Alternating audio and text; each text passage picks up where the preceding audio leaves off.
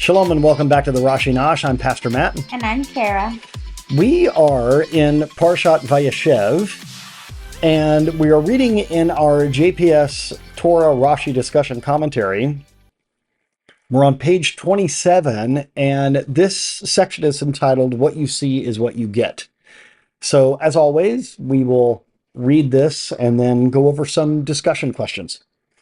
Parashat Vayeshev opens by focusing on Jacob's special relationship with his son Joseph, as evidenced by the colorful coat Jacob gave only to Joseph, and how Joseph brought his father incriminating reports about his brothers.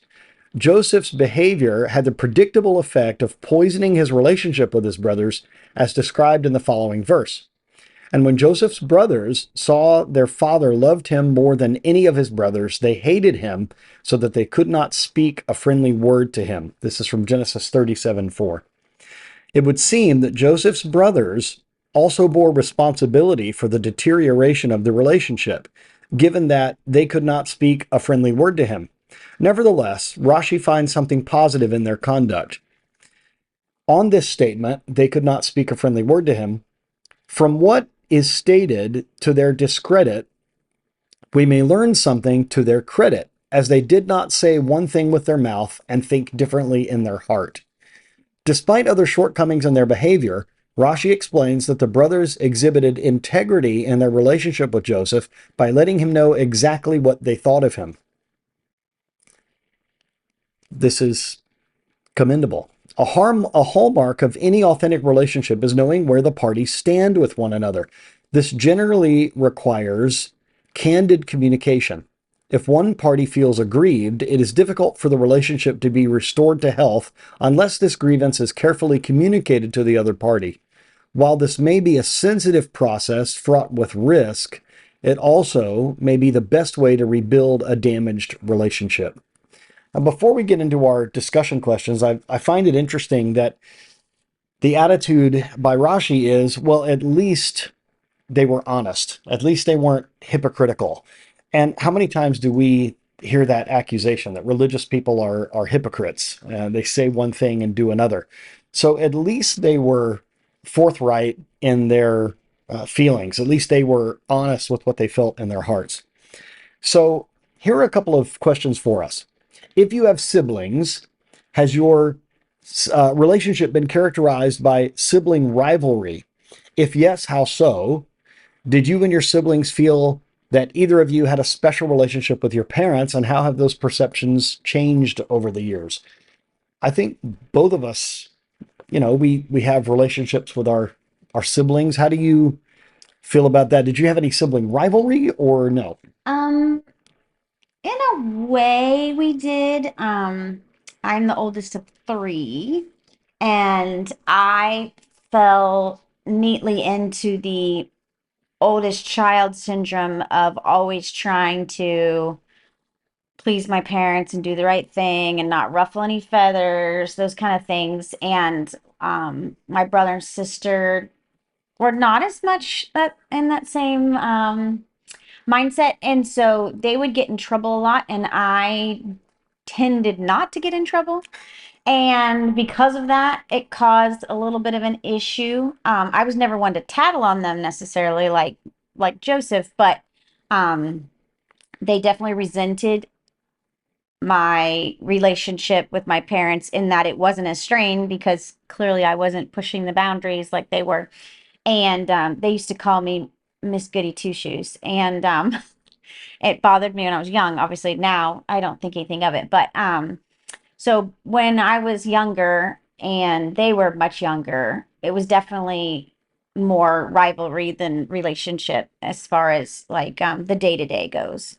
And how has that changed since you become adults? Well, now obviously we're all really close. Me and my sister are really close, and my brother in the last couple of years have gotten closer too, and all of us have a great relationship with our parents. And so um, luckily that has mellowed out and worked out, and we don't have any issues to this day. But That's very good. I also am the oldest of three, and I think I had probably the same attitude. I think it's a firstborn thing of wanting to to please the parents, something like that. I don't know that we ever, when I was a kid, me and my two brothers, I don't know that we ever had like a rivalry. I think we used to pick at each other when we were kids, just because, having three boys, there was, some of that, arguing and just little sibling fighting, things like that.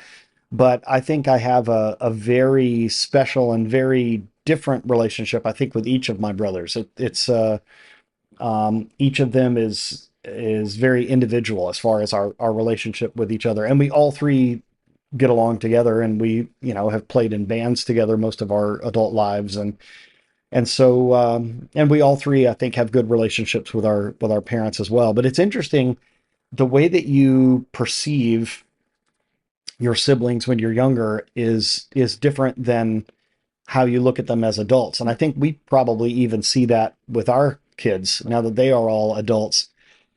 They all get along and like to spend time with one another, and that's I think that's very interesting. Um, how about this one? Describe an instance where you made a conscious decision to communicate candidly with another about a difficult issue, despite the possible discomfort and risks it entailed for you. So in this one, for me, I've had to have difficult conversations, um, a lot of times just because of my office in ministry, of just being a pastor, having to have difficult conversations with people. And this is not something that I used to look forward to. I think I would even maybe try to put off having a conversation with someone that was difficult, or where I had to be candid with someone. But I have come to learn that it's just better to get things out in the open and to have a difficult conversation rather than letting it build, because sometimes that's what can happen. If you avoid talking about something difficult, it can actually make it worse if that problem builds over time. So I think frequently, I wouldn't say weekly, maybe, but frequently, several times a month, I'll have to have a difficult conversation with someone in our own congregation, or even with some of you that watch. I do office hours for our yeshiva, where I do counseling over Zoom, and people will come in and have a certain issue, and sometimes I have to tell those people that you are the problem in this situation, and perhaps some behavior or a certain stance needs to be addressed or changed, if that makes sense. Yeah. I'm trying to think if there's ever been a situation like in a relationship, but nothing's coming to mind right now. But that doesn't mean there hasn't been a time. But I obviously had to do it several times when I was either a manager or the business owner with my employees.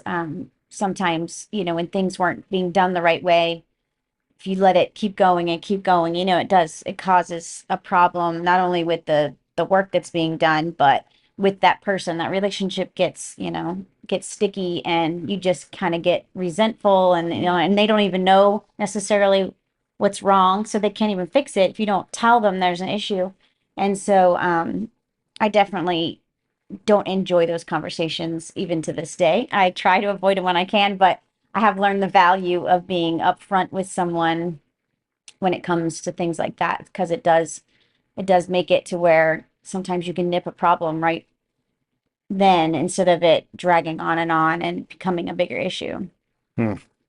I don't know that anyone likes to have those kind of conversations. I think if you do, maybe, You're in the wrong yeah, place. maybe we need to have a talk with you if you like to have those types of conversations. But I think I like the way that Rashi points this out. It is better if you are disagreeing with someone, or even if someone just annoys you or gets on your nerves. It might be better for you to get it out in the open and just to speak candidly about it, rather than to act nice and kind in front of them, but then to be upset with them Yeah. behind their backs. I think this is a much better thing. So, what about you? Do you have siblings? Have you had ever a bit of sibling rivalry? Have you tried to perhaps gain special attention from your parents, even as an adult? These are questions that I think need to be answered honestly. And maybe this week you need to have a difficult conversation with someone, maybe in your job or maybe in your family. Trust me, we have seen it the other way where you don't have that difficult conversation and it just makes it worse. I would say the sooner you can have a difficult conversation, the better. Otherwise, like you said, the person might not even know that they're doing something wrong, and they certainly can't fix it unless they are told. So be brave, be bold, and be candid as you have your conversations, but speak the truth in love. Yeah. Thank you all for joining with us, and we pray God's richest blessings upon you and your family. Shalom.